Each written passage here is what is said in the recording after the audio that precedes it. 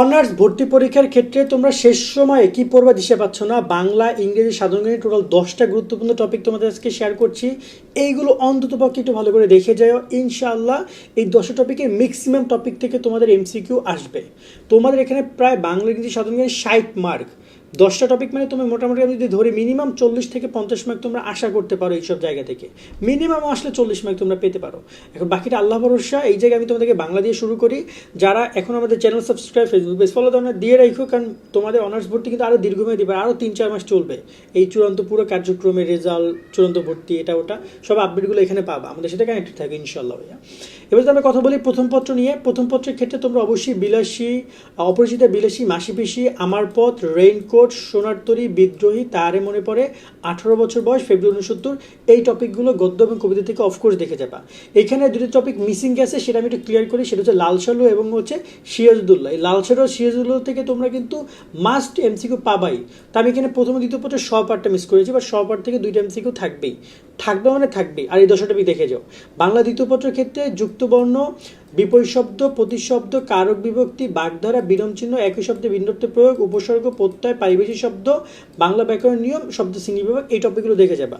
বিশেষ করে পারিভাষিক শব্দ, বিপরীত শব্দ, বাগধারা, এগুলো থেকে এমসিকিউ থাকার সম্ভাবনা বেশি, গত বছরও ছিল, এই বইগুলো থেকে থাকবে। ঠিক আছে। এর সাথে কথা বলে ইংরেজির ক্ষেত্রে, ইংরেজি তোমরা part of speech, number, gender, preposition, article, right form of verb, tag question, synonym antonym এবং লিটারেচার, এই টপিকগুলো মাস্ট দেখে যাবা। এখানটা কথা আমি বলতে চাই, গত বছর প্রিপোজিশন থেকেও বেশ ভালো একটা এমসিকিউ ছিল এবং লিটারেচার থেকেও ছিল। তো এই দুইটা টপিককেও মিস করো না। তুমি যদি ইংরেজি নাও পড়ে থাকো অন্তপক্ষে এই টপিকগুলো একটু দেখা উচিত তোমার। সাধারণ জ্ঞানের কথা যদি আমরা বলি, সাধারণ জ্ঞানের ক্ষেত্রে তোমরা এখানে জুলাই বিপ্লবটা দেখে যাবা, জাতীয় দিবস বিষয়বলী দেখে যাবা, জাতীয় গুরুত্বপূর্ণ দিবসসমূহ দেখে যাবা। দিবস থেকে কিন্তু এমসিকিউ গত বছর প্রায় 2 থেকে 3টা আসছে। জুলাই বিপ্লব থেকে একটা আসছে।